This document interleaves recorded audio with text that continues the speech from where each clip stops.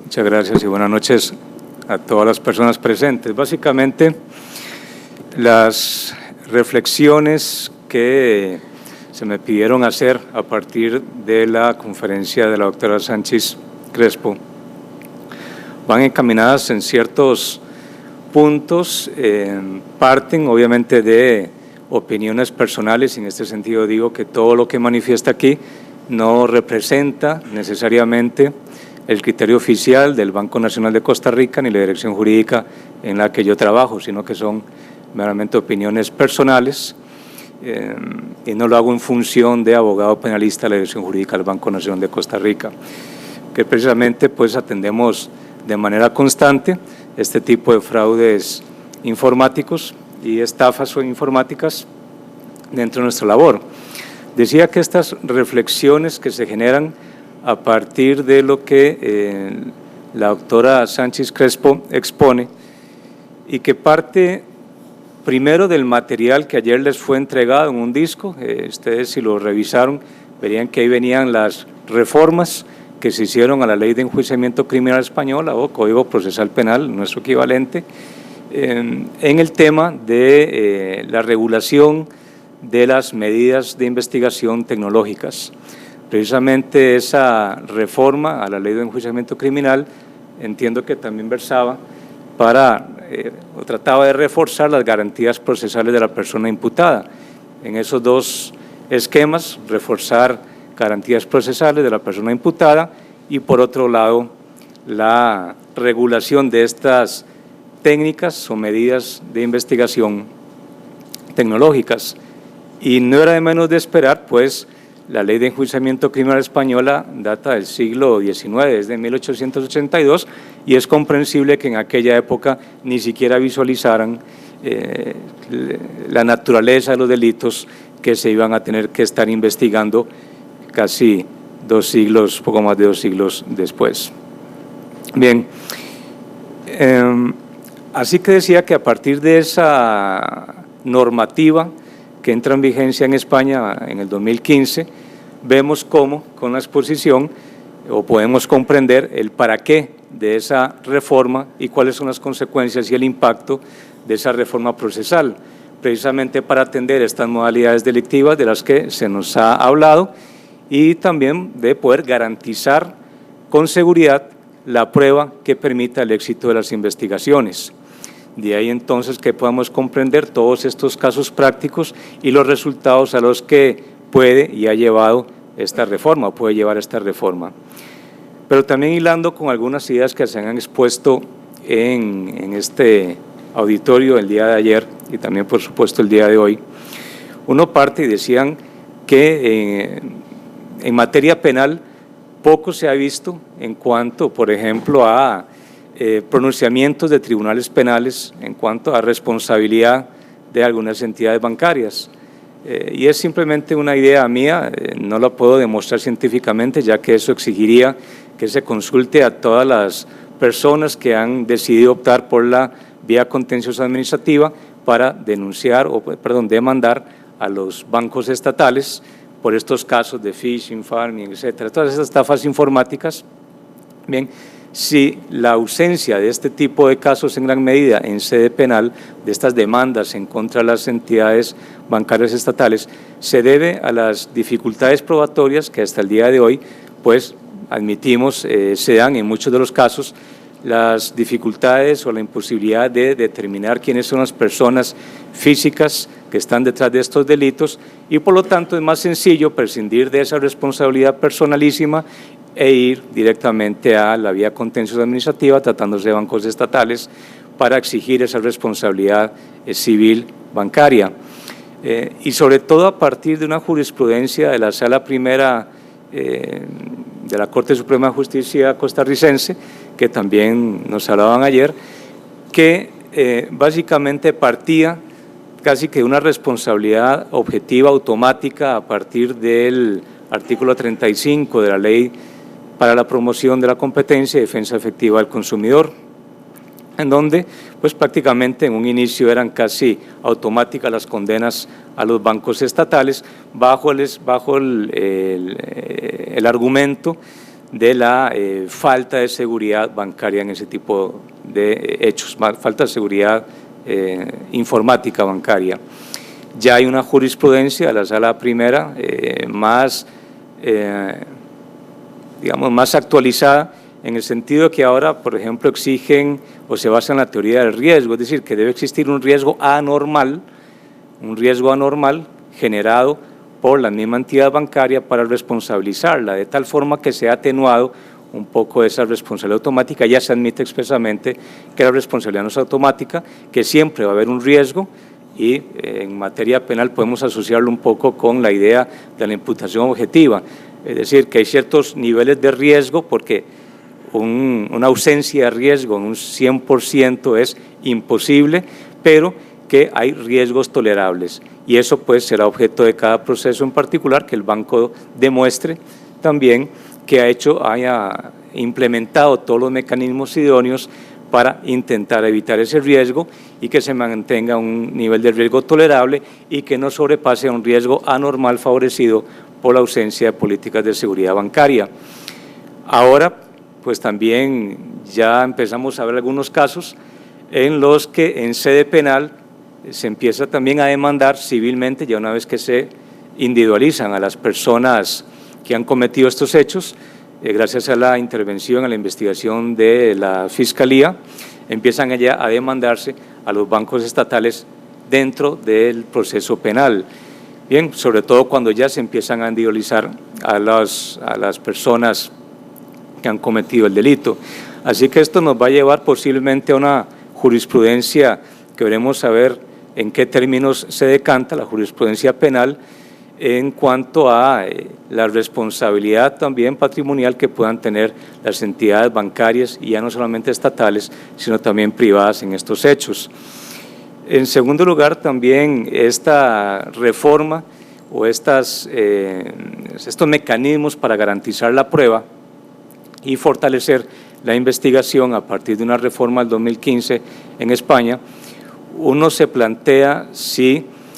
estas reformas realmente obedecen a que hay que ajustar el proceso penal, las técnicas de investigación también a la naturaleza de los delitos que se cometen, delitos por medios informáticos, delitos de crimen organizado,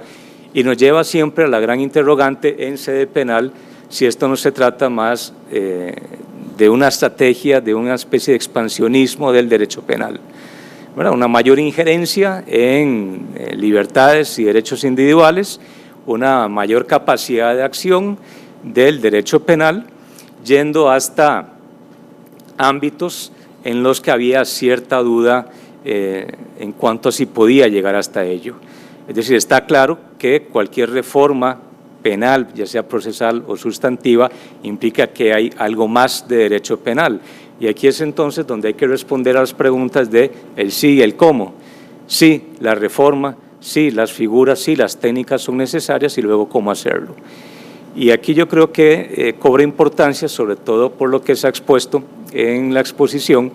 que el eje siempre ha sido respetar los derechos fundamentales, buscar un equilibrio de ellos. Y ello nos recuerda también entonces la importancia del derecho internacional de los derechos humanos en este tipo de planteamientos de investigación o de buscar mejores y más eficaces técnicas de investigación criminal. Es decir, no se trata de un ejercicio de implementar modalidades novedosas ya a nivel legislativo, más allá de los criterios jurisprudenciales que sean objeto del capricho, sino de que haya un tamiz, de que haya una evaluación, un control precisamente de que esas medidas que terminan, como bien lo ha expuesto la doctora Sánchez Crespo, siempre incidiendo en el ámbito de la intimidad, en el ámbito de los datos personales, en el ámbito de la privacidad, tengan también una justificación desde no solamente la ley o la constitución de un país, sino también desde los instrumentos o tratados internacionales de derechos humanos, que al final vienen a ser un estándar común en todos los países que han ratificado precisamente esos países, y que nos pueden dar ese punto de convergencia para que haya una mejor colaboración interestatal, intergubernamental. Y es precisamente que estas medidas restrictivas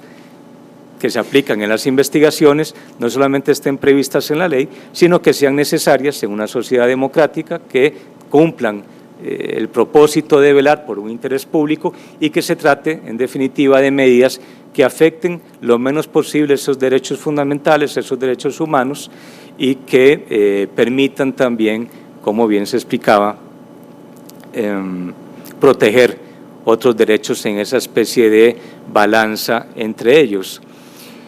Y ellos nos plantean entonces, ya en Costa Rica, sobre todo que no tenemos de forma expresa, regulada, algunas de esas técnicas, como ustedes si leyeron el material que se nos dio ayer en el disco, se establece, por ejemplo, disculpen, por ejemplo, el acceso remoto a equipos de cómputo, captación de imágenes, y en nuestro país, por ejemplo, lo que se ha hecho es tratar esto a nivel jurisprudencial, ya sea jurisprudencia de la Sala Tercera, ya sea jurisprudencia de la Sala Constitucional.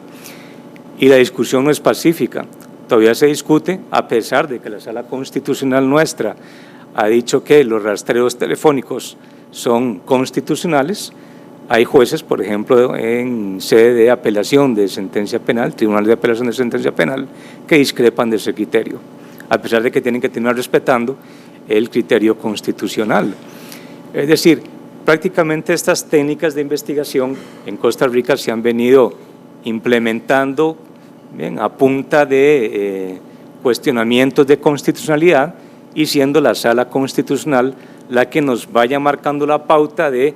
qué medios de investigación o qué técnicas de investigación son constitucionales o no, con la discusión que todo ello genera y con el riesgo también de que en algún momento haya algún cambio jurisprudencial, ya no solo a nivel de la Sala Constitucional, sino también a nivel de la Sala Tercera, la de casación o revisión penal. O sea, cuando incluso los mismos redactores, por ejemplo, de la ley que implementó o creó los tribunales de apelación de sentencia, cuando parten de la potestad unificadora de la Sala Tercera de Casación Penal, advierten en su exposición de motivos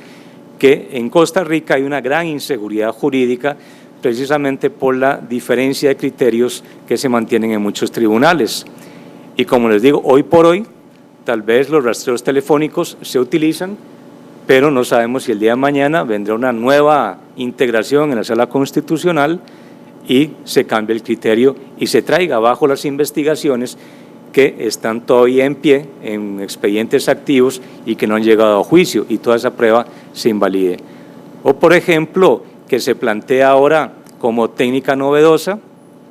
el acceso remoto a equipos de cómputo, pensando en que sí, que haya un juez que efectivamente ordene el acceso a esa información privada mediante una estrategia novedosa que no está contemplada obviamente en la ley de registro, secuestro y examen de documentos privados e intervención de las comunicaciones, y que esperemos a que ese caso posiblemente tenga que llegar a casación para verificar si ese mecanismo de prueba es válido o no, a pesar de que tal vez en la audiencia preliminar un juez penal indique que sí, pero ya hemos conocido casos en donde cuando llega a casación se dice la prueba es ilegal. Y precisamente es que todas esas técnicas de investigación, lo que genera una zozobra en todos los que litigamos, incluso acompañando al Ministerio Público y al OIJ, a veces nos surge la duda de si hoy por hoy esa técnica de investigación, si bien no se regula de forma expresa, pero de alguna manera se puede derivar de las leyes actuales mediante alguna interpretación, y siempre esperando a que la jurisprudencia o las salas validen ese tipo de pruebas. Depender de la jurisprudencia en un país como el nuestro es complicado, es muy complicado, por las diferentes integraciones o por los diferentes cambios de criterios. Y yo creo saludable, y algo que se ha hecho en España a partir de esta reforma del 2015, que entiendo también provenía y recoge una gran cantidad de pronunciamientos jurisprudenciales, es positivizarlo. Porque recordemos que la jurisprudencia no es fuente directa de ley en derecho penal, es una fuente indirecta, ayuda a su interpretación, no es vinculante, obviamente salvo la de la Sala Constitucional, mientras ellos digan que ese es su criterio, que igual la Sala Constitucional puede variar, pero genera una inseguridad. Es decir, yo me imagino ahora que, por ejemplo, se plantee con una diferente integración en la Sala Constitucional, que los rastreos telefónicos o el acceso a ciertas información o intervención de las comunicaciones de cierta modalidad ya es inconstitucional o es prueba nula el efecto que ello pueda tener en todos los procesos en curso. O sea, siempre, y lo digo como litigante, está la espinita por ahí de que la jurisprudencia no cambie en algunos casos. Bien, y si bien incluso partimos de que las resoluciones deben estar, jurisdiccionales deben estar motivadas, deben aplicar criterios de idoneidad, excepcionalidad, proporcionalidad, racionalidad, especialidad, que incluso es algo que ustedes vieron, se regula ya en la Ley de Enjuiciamiento Criminal Española. Aquí lo hacemos con base en principios generales, porque la jurisprudencia así lo ha desarrollado, la doctrina así lo ha dicho y estamos acostumbrados a ello. Pero yo creo que en este momento también depender de una interpretación judicial o jurisdiccional es algo peligroso y deberíamos plantearnos por una cuestión de seguridad jurídica en todas las investigaciones que se realicen, sí valdrá la pena que en lugar de tener normas muy generales, como puede ser el Código Procesal Penal en algún tipo de casos o la Ley de Intervención de las Comunicaciones y secuestro de documentos privados,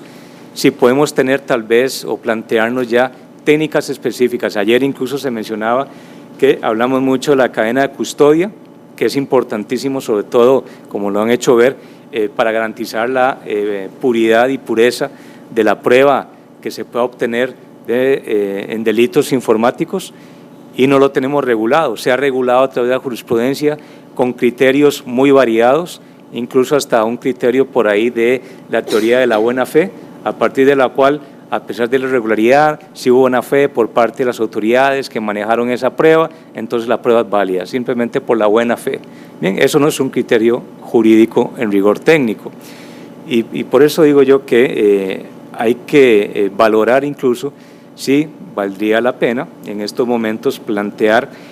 que las técnicas de investigación por medios informáticos que no están expresamente regulados en nuestro ordenamiento jurídico se plasmen para no depender de una jurisprudencia que puede ser variante en cualquier momento. Incluso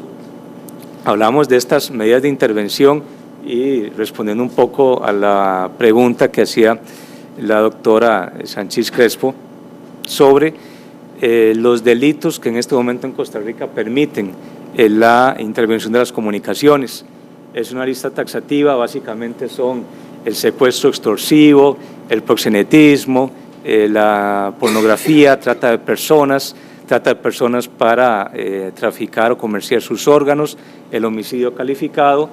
y todos aquellos delitos que se plantean en una ley sobre estupefacientes y legitimación de capitales, básicamente el narcotráfico y la legitimación de capitales. No tenemos un criterio como lo tienen ahora en España en el sentido de delitos que tengan una pena superior a determinado rango, ni mucho menos para delitos que se cometan a través de medios informáticos. Es decir, una estafa informática por sí misma no permite el acceso a las comunicaciones o la intervención de las comunicaciones. Y esto nos lleva también al planteamiento de si el criterio en realidad para definir qué delitos pueden ser objeto en su investigación de levantamiento del secreto de las comunicaciones y por intervenir esas comunicaciones telefónicas o telemáticas, si debe operar con un criterio de gravedad de la pena o de gravedad del delito o de dañosidad social o de alarma social, o si realmente deben ser criterios ya estrictamente procesales, es decir, delitos que solo básicamente se pueden investigar mediante técnicas informáticas que puede abrirse ya esa rígida tabla que tenemos para poder intervenir las comunicaciones. Si una estafa informática, hoy en día es imposible intervenir comunicaciones por ese delito. Sí se puede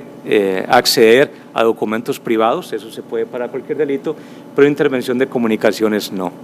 Bien, y yo me planteo, hoy en día tampoco está expresamente prohibida el acceso remoto a equipos de cómputo, pero me plantearía hoy en día si la Fiscalía del OIJ lo hace con una autorización de un juez, si esa autorización judicial puede ser mantenida, por ejemplo, en casación o a nivel constitucional, ¿no? Porque ya el acceso a un equipo desde vía remota ya no solamente sería la documentación o la información que esté ahí, sino también obviamente las comunicaciones, y ahí tenemos un impedimento por el tipo de delito. Bien, incluso hasta la captación de imágenes dentro de recintos domiciliarios. Incluso ya para ir cerrando estas reflexiones, que son meramente reflexiones, para plantearnos si estamos en un momento en el que debemos recapitular sobre las técnicas de investigación criminal en este tipo de delitos, cómo regularlos, cómo tener seguridad de que van a ser válidos, cómo plantear de que no solamente porque estén en un texto legislativo, sino que cumplan los estándares del derecho internacional de los derechos humanos, plantea también estos mecanismos tecnológicos, el tema de las sanciones penales.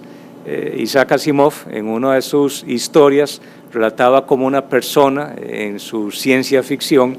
en lugar de ser encarcelada por cometer un delito informático, realmente se le privaba de todo acceso informático, y que eso era, en una sociedad como la que se planteaba y que hoy en día ya la vivimos, más catastrófico una persona, imagínense, sin tener acceso a ningún instrumento informático, y que ya a nivel doctrinal algunas teorías económicas del derecho, incluso ya se plantean, recuerdo ahora un autor, Bruce Benson, en un libro de Justicia sin el Estado, una especie de privatización de las sanciones penales, como también podía prescindirse de la cárcel en algunos tipos de delitos y privar a las personas de todo acceso informático, que es precisamente el medio por el cual muchas de las personas delinquen.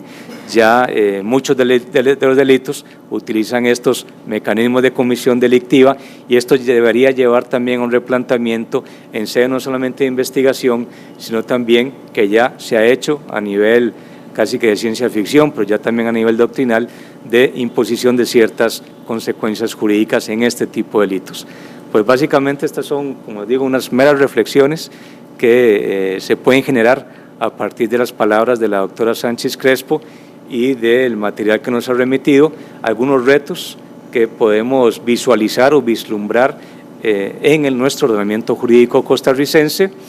ya no solamente a nivel legislativo, sino a nivel jurisprudencial, y a nivel, sobre todo, lo que más interesa es de evitar la impunidad, precisamente por tener una visión más reducida de lo que hoy por hoy exige realmente una investigación frente a la naturaleza de algunos delitos tal cual se cometen hoy en día. Muchas gracias, y entiendo que va a haber una sesión de preguntas.